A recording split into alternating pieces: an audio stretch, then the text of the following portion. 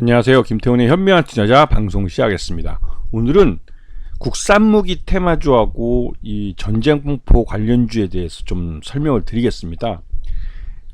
항상 이 윤석열이 나토 정상회의를 가게 되면 항상 가기 전에 이제 로이터 통신과 인터뷰를 하죠. 여기서 이제 좀 가후를 잡는다고 하죠. 이제 이 나토 정상회의에 참여하는 우리 한국의 이런 뭐랄까 위상이랄까 이걸 좀 드러내기 위해서 좀 강한 발언을 내놓습니다. 이번에도 로이터 통신과 서면 인터뷰를 하는데 이 우크라이나에 살상 무기를 제공할 수도 있다라고 이제 언급을 하면서 러시아를 긴장시키고 있죠. 실제로 이 미국은 이 우리나라가 이제 살상 무기를 우크라이나에 직접 제공해 달라고 계속 요구를 하고 있지만 이럴 경우 러시아가 우리나라를 적성국으로 아예 선포를 하겠다고 강력하게 이제 반발하고 있습니다. 왜냐면 우리나라 무기가 지금 다른 서방 국가 자유세계 진영 국가들 중에 가장 최신의 무기이고 가장 실전 경험하듯이 이제 매년 이제 훈련을 하고 있는 그런 국가에서 만들어낸 무기이기 때문에 어떻게 보면 이 미국 무기 다음으로 가장 강력한 군사력을 갖고 있는 그런 무기라고 이제 평가가 되고 있기 때문에 러시아도 한국산 무기가 우크라이나 군 손에 들어가는 걸 굉장히 꺼려하죠. 그래서 푸틴도 여러 번 우리나라가 이제 직접적으로 이 살상 무기를 우크라이나에 제공하지 말라고 이게 이제 마지노선이고 건널 수 없는 강이다라고 선을 제시하고 있습니다. 이 푸틴도 얼마 전에 북한을 방문을 해서 이 미국이나 이런 서방이 러시아의 우크라이나 침공에 대해서 그러니까 우크라이나에게 무기를 제공한다든가 여러 가지 이 전쟁에 관여하는 행위에 대해서 이 후방에 뒷면에 이제 그런 제2 전선 형태의 이 북한을 이용해서 동북아에서 이런 좀 긴장감을 고조시켜서 이 러시아와 우크라이나 전쟁에 서방이 더 이상 간섭하지 못하도록 하려는 의도를 갖고 이 북한에게 일종의 하나의 역할을 맡긴 거라고 할 수가 있죠. 거기다가 북한은 지금 뭐 아시다시피 생필품도 그렇고 식량 문제도 있는 나라이기 때문에 여기에다가 이제 푸틴은 남아도는 밀이나 이런 식량들을 일부 제공해주고 옥수수나 대두 같은 걸 주겠죠 아마도. 그리고 이제 이 후방에 러시아의 후방에 좀 안전한 경비원으로 이렇게 북한을 세워두려고 하는 것 같습니다. 물론 이 북한산 무기도 알게 모르게 이제 러시아 군에게 전달되는 그런 징후도 몇 개 나오긴 합니다. 이거는 우리나라 군도 마찬가지인데 우리나라도 미군에게 155mm 포탄을 제공을 해줬고 미군은 이거를 이 우크라이나 군에게 제공했다는 설들이 있습니다. 그리고 실제 거기 관련된 비문도 공개되기도 했고요. 그래서 이제 비문에 대해서는 러시아가 직접적으로 제공한 게 아니고 미군에게 제공한 것까지는 인정을 하기 때문에 이거는 크게 문제 삼지는 않았습니다. 이제 구두상으로 경고만 하는 선에서 이제 끝났고 실질적으로 요 정도 선에서는 러시아도 뭐 우리나라도 서로를 양해해주는 선에서 이 정도까지는 하는데 이제 이 푸틴이 그러니까 북한을 방문해서 러시아와 북한이 뭐 방위조약 같은 그런 군사동맹을 맺는 게 아닌가라는 이제 말이 나오지만 실제로 여러 가지 루트로 전문가들한테 얘기 들어보니 실제로 우리나라 한미 군사동맹과 같은 수준은 아니고 옛날 소련이 붕괴되기 이전에 그런 수준이 아닙니다. 그 정도의 군사분기가 아니라 군사적으로 서로에게 뭐 위급한 상황이 발생됐을 때 서로 간섭할 수 있다는 정도로 이제 문서를 이제 만든 거죠. 서로 조약을 맺은 건데 이제 그거 갖고 이제 뭐 한미 군사동맹처럼 직접 뭐 즉각적인 군사 개입을 정의했다고 하기는 어렵습니다. 하지만 이제 이 문제에 대해서 윤석열이 굉장히 좀 민감하게 이슈 자체를 굉장히 민감하게 만들고 있습니다. 근데 중요한 건 우리가 러시아 땅에 진출해서 지난 30여 년, 소련 때부터 시작해서 거의 30여 년을 러시아를 우리의 제2의 내수시장처럼 잘 키워왔다는 겁니다. 여기 보시면 아시겠지만 현대차나 삼성, 롯데 이름만 대면 알만한 회사들도 다 러시아 땅에 진출해 있고 거기에 상당한 자금을 쏟아붓고 있습니다. 우리나라 대기업들은 다 들어가 있다고 해도 과언이 아니죠. 보면 러시아 시장에서 스마트폰 이 점유율이 전쟁 나기 전만 해도 삼성이 1위였습니다. 전체 그 시장 점유율의 34% 정도를 차지하는 1위 업체였고, 또 이런 그 1위다 보니까 이제 말 그대로 효자 상품이죠. 이게 삼성그룹에서 이런 러시아 시장이 굉장히 좋은 시장이었습니다. 그리고 이 자동차 시장에서도 현대차와 기아가 합치면 그 러시아 시장 1위 업체였죠. 1위 시장 점유율. 그 기아가 15.6%, 현대차가 12.7% 합치면 27%, 28% 가까이 되기 때문에 그 러시아 지금 1위인 라다라는 자동차 회사 지금 그 점유율보다 훨씬 더 많은 지분을 차지하고 있었죠. 그만큼 지난 30여 년 동안 전기전자도 그렇고 이 자동차 쪽도 그렇고 이 러시아 시장을 굉장히 우리가 잘 그 키워왔습니다. 근데 이게 러시아의 우크라이나 전쟁으로 이 달러 결제가 안 되면서 이 시장이 올스톱이 돼버렸는데, 그래도 전쟁이 이제 조만간 끝나면 다시 러시아 시장에서 장사를 시작해야 되기 때문에 러시아인들에게 우리나라 한국산 상품이 부정적인 이미지가 생기지 않도록 좀 관리할 필요가 있죠. 지난번 중국 시장에서 우리가 이제 이 미국 무기인 사드를 갑작스럽게 배치하면서 중국 사람들 인심을 많이 잃었는데, 그러면서 이제 중국 시장을 많이 잃어버렸죠. 근데 이게 뭐 대표적으로 뭐 화장품 시장 같은 경우는 홍콩 같은 경우 그 홍콩 화장품 가게 앞에는 무조건 한국 화장품들이 수북히 쌓여 있어가지고 자기들이 한국 화장품을 취급하고 있다는 걸 보여줘야만 손님들이 들어오겠었는데, 요즘 몇 년 전에 코로나 터지기 직전에 가봤을 때는 이제 그 한국산 화장품이 완전히 자취를 감춰서 저 구석탱이에 먼지 쌓여 있는 쪽에 쌓여 있더라고요. 그런 거 보면서 야, 이게 이 경제 외적인 정치적인 이유로 우리 기업들이 진짜 힘들게 몇십 년 동안 키워온 시장을 한 방에 이룰 수도 있구나, 이제 참 큰 교훈을 얻었었는데, 러시아에도 그 비슷한 현상이 나타나고 있습니다. 그래서 보시게 되면 국내 주요 기업들의 러시아 현지 법인 자산을 보게 되면 현대차도 2조가 넘고 삼성전자도 2조 넘게 여기에 투자를 해놨습니다. LG전자도 거의 1조 원 가까이 투자해놨고, 그리고 이러한 투자 자산이 총 뭐 7조 6천억이나 되는데, 이게 이제 이 뭐 한러 관계가 파탄이 나면 이 자산들이 대부분 다 뭐 동결될 가능성이 크죠.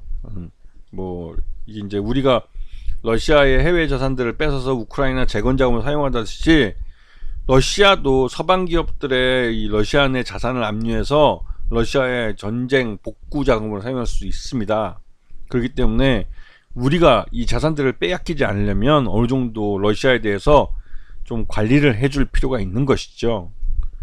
근데 최근 들어서 이제 푸틴이 북한을 방문하기 전에 그래도 좀 유화적인 제스처를 취하면서 그 우리나라를 러시아가 필요로 하고 있다는 부분을 자기 입으로 밝혔습니다. 그래서 이러한 유화 메시지가 나올 때 잘 관리를 해야 된다 이런 말이 나왔었는데, 여기다 대고 이제 윤석열이 뭐 북러 간의 군사동맹이라고 뭐 길길이 뜨면서 이 우크라이나에게 무기를 살상 무기를 줄 수 있다 이 발언을 직접적으로 해버리는 바람에 문제가 꼬였죠. 여기에 이제 더불어민주당 대표가 야당 대표로서 제1야당의 대표로서 이 살상무기 제공만큼은 그 막아야 된다, 그 처리하라고 요구를 하고 나섰습니다. 그래서 이런 게 이제 빌미로 작용을 해서 러시아에게 어느 정도 지렛대로 이용할 수도 있겠죠. 외교적으로는. 외교적으로 완전한 적도, 완전한 동지도 없습니다. 지난번에 조 바이든이 우리나라 왔다가 이제 방한을 했을 때 그 취임 초기에 아니죠. 중간 선거 할 때 우리나라 방문을 해서 윤석열이하고 재벌 회장들 만나면서 그때 한 150억 달러 넘는 자금을 뜯어갔습니다. 그리고 나서 그 아직도 기억하는데 힐튼 호텔 뒤 그 정원을 이제 조 바이든 대통령하고 정의선 현대차 회장하고 둘이 같이 이제 걸으며 산책을 하면서 이런저런 얘기하면서 미국에 대규모 투자를 하겠다라고 얘기해줬고, 또 실제로 그런 투자가 이루어졌습니다. 그래서 올 10월 달에 그 조지아주 공장이, 전기차 공장이 이제 완공이 되고 가동을 시작하는데, 그러면서 이제 미국인들에게 일자리까지 주고 하지만 그 당시 2년 전에 조 바이든은 돌아가자마자 인플레이션 감축법이라는 걸 만들어서 IRA법으로 한국차, 이제 현대차와 기아가 미국 내에서 만들어지지 않았다는 이유만으로 미국 이 정부에 이제 보조금을 주지 않았어요. 그 바람에 이제 힘들게 그 시장 점유율을 끌어올렸던 걸 대부분 다 잃게 됐습니다. 그리고 그거를 2년 동안 다시 끌어올리는데 2년 걸렸죠. 그때도 윤석열 정부는 아무 역할을 못했고 결국은 정의선 회장이 그 자가용 비행기 타고 미국 날아가서 현대차 공장과 기아차 공장이 있는 엘라바마나 조지아주 공장을 가서 설득을 했고, 그리고 최악의 경우 이들도 나서지 않으려고 하니까 그럼 조지아주 공장에 전기차 공장 새로 만드는 거 멕시코로 옮기겠다고까지 협박을 했죠.